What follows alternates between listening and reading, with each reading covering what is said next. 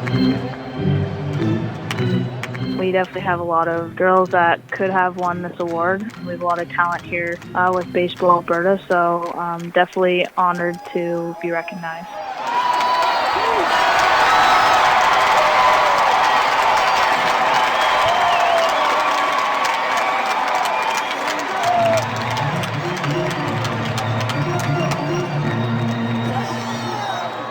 Welcome to episode 205 of Alberta Dugout Stories, the podcast. I'm Joe McFarland. 2020 and 2021 must have been excruciating for busybodies like Madison Willan. The COVID-19 pandemic forced the 21-year-old multi-sport star with Baseball Alberta, Baseball Canada, the University of Alberta Pandas hockey team, golfer, and more to spend less time playing the sports she loves.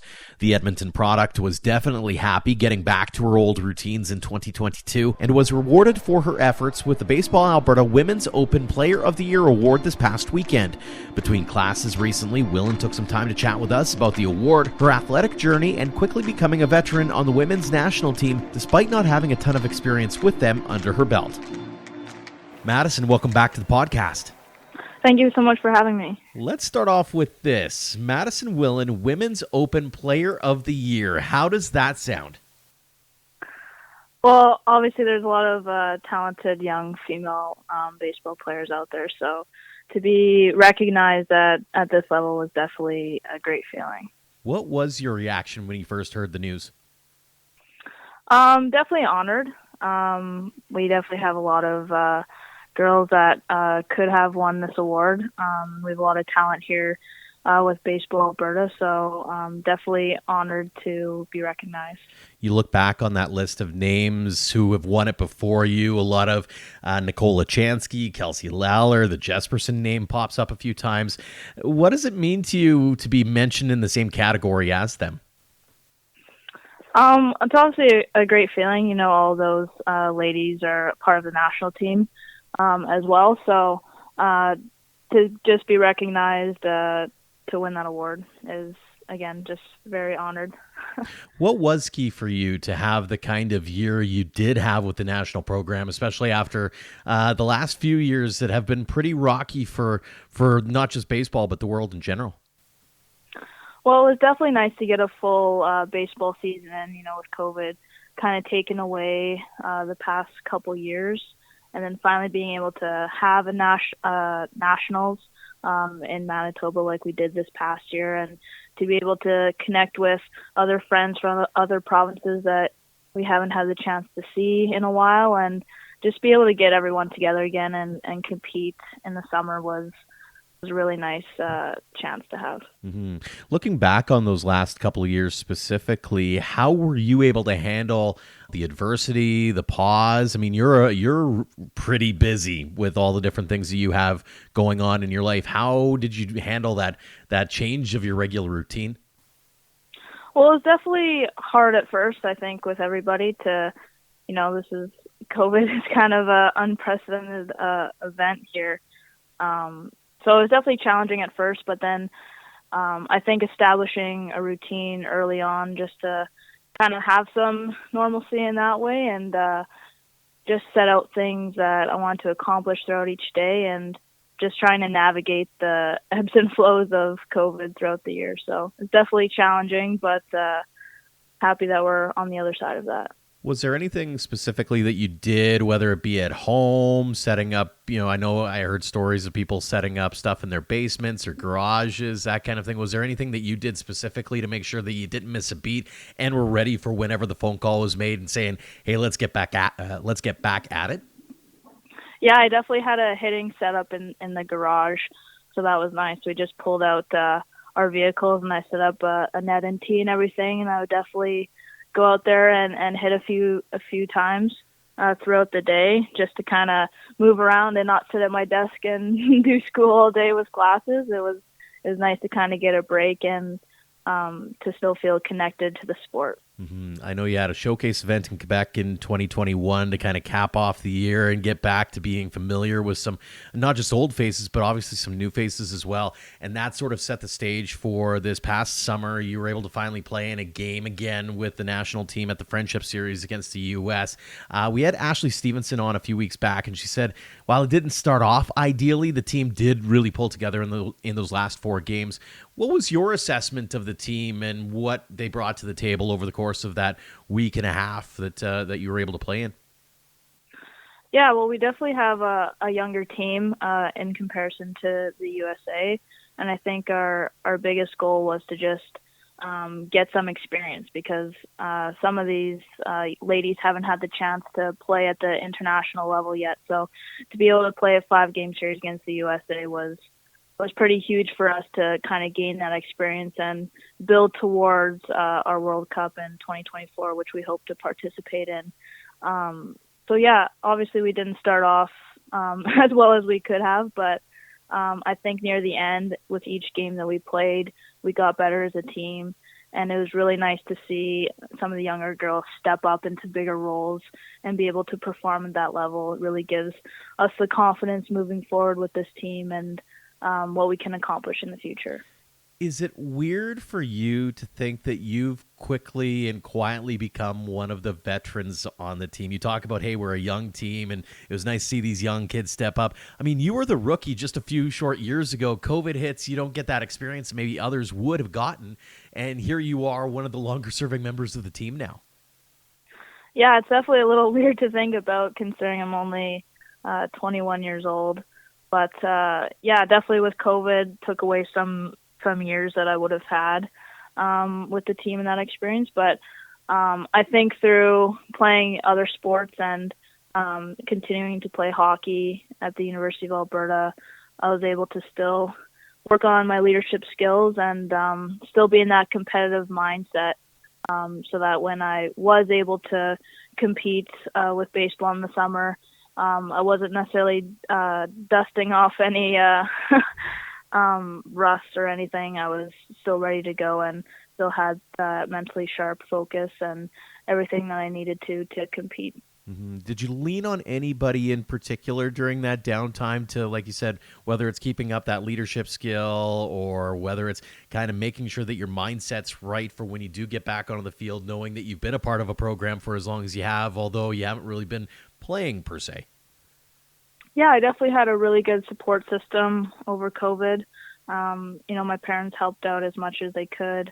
My coaches and teammates from Baseball Alberta and from hockey, we're all very supportive, and we all kind of leaned on each other when we needed to through these unprecedented times, and we just tried to do as much as we could with the circumstances we were given, and just try to be at our best for when that next call did come to go out and play.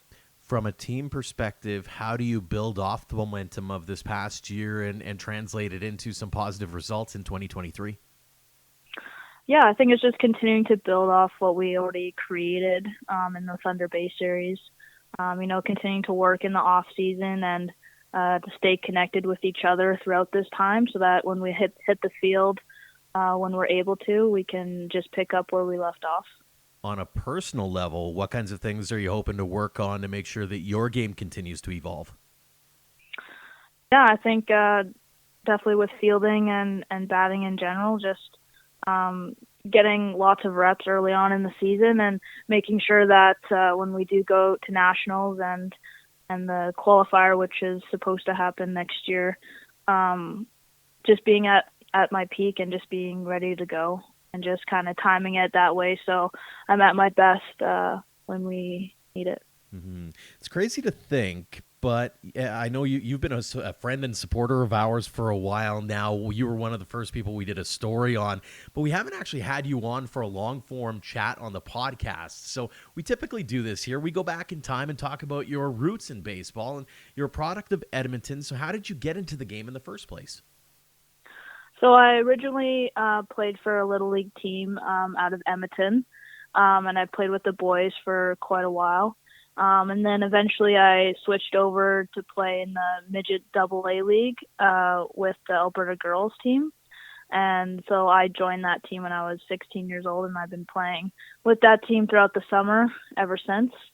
So yeah, that's kind of just how I grew up playing ball. Who got you into the game in the first place? My parents. Yeah, my dad played baseball when he was younger, and I think my mom did as well, actually, for a little bit. So yeah, it was easy to kind of get into it. It's hard to believe, given how supportive your mom is, especially of us on social media and of you on social media. It's pretty incredible. So I'm not surprised at all that they would have had a hand in getting you into about as many sports as possible. When it comes to baseball, did you have a favorite team or baseball player growing up? I was definitely a huge Jose Altuve fan, just with his stature and him playing the middle infield. I definitely looked up to him a lot when I was younger. Mm-hmm. I usually ask about whether you were a multi-sport athlete or all baseball all the time, but I know the answer to that is you're also a star hockey player with the U of A Pandas. I know you have a golf game as well. You've got a bunch of different things on the go. So let me ask this. How have you been able to juggle the needs and demands of not just baseball and hockey, but all the other things that you have going on in your life? Yeah, it's definitely a lot at times, especially with school in the mix. But I think it just comes down to time management and just laying out your priorities. And for me, wanting to continue to play all these different sports, it's really important that I manage my time well, and I give priority to the things that I know I need to do to get better and to make sure that I can be at my best for all of them. When it comes to baseball, when did you realize you might be able to play it at a high level, or maybe it was more than just a fun game to play, that maybe you could take it somewhere? It was definitely when we were at Nationals in Windsor, I believe in 2017. And I just turned 16 that year, and I made the Women's Open Team Alberta team, and that was the first year that I had played at that division level. And that was the year that I got selected to go to Washington to play in a 7-game series against the USA. And so that was the very first time I had put on the national team jersey. And I think once I got there, I realized that this was something that I could continue doing if I continued to work hard at the game. So, yeah, that was definitely a big realization for me that I could do this if I wanted to. What's it meant to you to be able to wear the A on your cap or the maple leaf on your cap at such high levels? You know, it's always an honor to wear that jersey and to represent it as best you can. Yeah, you definitely have to earn it every year. There's a lot of talent across the country, and every girl who dreams of playing at that level is going to push you to be better.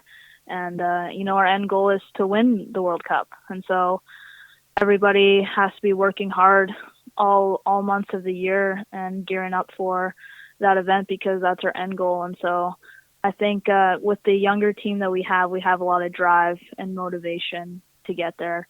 And so with this experience that we got this past summer, I think that's really huge with this team moving forward. One of the things that I've noticed in social media posts specifically, but even while watching the game, is you seem to be smiling a lot. And I'm wondering where you get that energy from, where you get that motivation to kind of, I guess, enjoy the moments while you're getting them. Yeah, I think it just comes back to gratitude. You know, I'm very grateful to be where I am in my sports career. And I think just trying to take in the present moment as much as I can. And just being happy with what I'm doing. You know, I love what I do. I love playing hockey. I love playing baseball. I love playing golf. And when you love what you do, it's hard not to have a smile on your face. Has there ever been a moment where you thought, maybe I need to pair one of these off? Like maybe this is too much? Or have you been dead set you're going to handle this no matter what, just because you are so disciplined in your approach to it? You know, there have been times where I've had to focus more on one sport over the other. But at the end of the day, I love playing all three. And so if I'm able to manage that without too much stress, then I will do that to the best of my ability. So, yeah, that would be my answer to that. Any favorite moments or memories thus far, those times where you had to kind of take that look around and go, I can't believe I'm here right now? There's definitely this one moment in Thunder Bay. It was a really beautiful night, and we played in the evening, and the sun was setting, and we had runners on base, and I was just talking to my teammate at the time, and it was just a really beautiful setting. Just we were playing baseball. It was beautiful weather. It was beautiful scenery. And I kind of took a step back and said, wow, like this is really cool. I'm really grateful to be here. So that was just one of my kind of out of body moments that I had over the summer. But yeah, it's easy to get caught up in being busy all the time and competing in different ways. But if you're able to take a step back and just kind of enjoy the moment, that really helped me stay grounded and remember that it is a privilege and honor to be able to do all these sports and to play at the highest level. Did anybody teach you that in the process of your career? Or is that something that you just personally went, listen, I gotta soak this in while I can? Well, my parents definitely mentioned it when I was growing up, because I didn't realize at the time when I was younger that not a lot of people got the opportunity to play more than one sport and to continue to play those sports at a high level. So definitely when I was younger, it was kind of ingrained in me to, always be grateful and know that it's pretty rare to be doing a lot of the sports that I'm doing at this level. And I'm just very fortunate to be where I am and to be able to continue to play all the sports that I love so much. So I definitely come from a grateful background, and my parents really helped me navigate that. I know I mentioned a few names earlier: Nicole Lachansky, Kelsey Lawler, the Northcotts, the Jespersons. There's been quite a few names that have been able to represent Alberta at the national level and that kind of thing. What has their impact been on you and your career? Well, especially when I was younger, I mean, Nicole Lachansky was the star of the show, and she was an Edmonton product, and obviously me being from Edmonton, I had always looked up to her growing up. And before the 2018 World Cup, we were able to train together in Edmonton to kind of prepare for that. And it was really nice to have that transition of, kind of idolizing her to then being teammates with her. And that was a really cool experience that I got to have. And I continue to learn so much from her work ethic and her attention to detail. And she really inspired the next generation to say, hey, like, if you want to play baseball at this level, you can. Mm-hmm. And I think it's important that other girls know that it is an option. And she definitely set that mark for me growing up. Mm-hmm. I'll get to that point in a second. I wanted to ask you one other question before we get into a couple of our standard questions. This one being, we've talked a lot about the highlights and some of the things that have really stood out to you, but tell us a little bit about some of the challenges or obstacles that you've had to overcome over the last few years to be able to play sports. Yeah, I think COVID was probably the biggest one, just the uncertainties of everything. And the different guidelines that we had to follow and what we could and what we couldn't do. And it was definitely challenging in the summer to try to have baseball practices and try to get some games in when people would get sick or there wasn't enough players to field a team, or we couldn't find a field or umpires. And there was a lot of that happened over the past 2 summers with COVID. So that made it very hard to train. And so I had to opt into using my garage to, hit off a tee and try to do the best that I could with the situation that I was presented with. But it's obviously not the same as getting a live-on-live experience. So those are definitely some challenges that I had to go through. Mm-hmm. As mentioned, a couple more for you, and they're kind of standard across the board here. First off, for those young girls or athletes who might be listening, or they'll be reading the story later on and think maybe this is something that it might be a dream that they can chase as well. Any words of advice or wisdom you'd like to pass along to them? That's a very good question. I would say that if you believe in something, that you should do it. If you truly believe that you can achieve something, don't let anybody tell you that you can't. No, that seems pretty cheesy, but it's really true. Because for me, when Nicole Lachansky made the national team, and she was this star in every Edmonton girl's eyes, she really made it possible to believe in us that we could make it at that level, even if people around us were saying that, maybe you shouldn't do that, maybe you should try something else. If you really want to do something, and you believe that you can do it, you should do that. Does that thought ever cross your mind at all, that you're maybe blazing a trail of your own and being able to have an influence on others? What does it mean to you to maybe be the star in a young girl's or young boy's eyes? Yeah, that concept is definitely a little new to me, especially given that I'm still so young and I still have a lot to learn. But I know that it's super important to give back to your community. And so to have a younger girl looking up to me, is obviously a huge honor, and I respect that a lot. And I know that my presence and giving back will do a lot for the community, and I just want young girls to know out there that it is possible to play baseball and to play it at a high level, and to be able to travel around the world and make new friendships. And if that's something that you want to do, it's out there, and the game is growing, and it's definitely an option. Mm-hmm. Absolutely. Final question for you here, Madison. What does the game of baseball mean to you? Growing up playing baseball, I fell in love with it, and I still love it to this day. It's my favorite summer sport. The friendships that I've accumulated over the years and the different places I've been able to go, and just to compete at that high level, and to wear that Canadian jersey with a lot of pride. That means a lot. It's definitely an experience that I wouldn't get in any other sport, and I'm very grateful for what the sport has given me, and I hope that I can give the sport back what it deserves.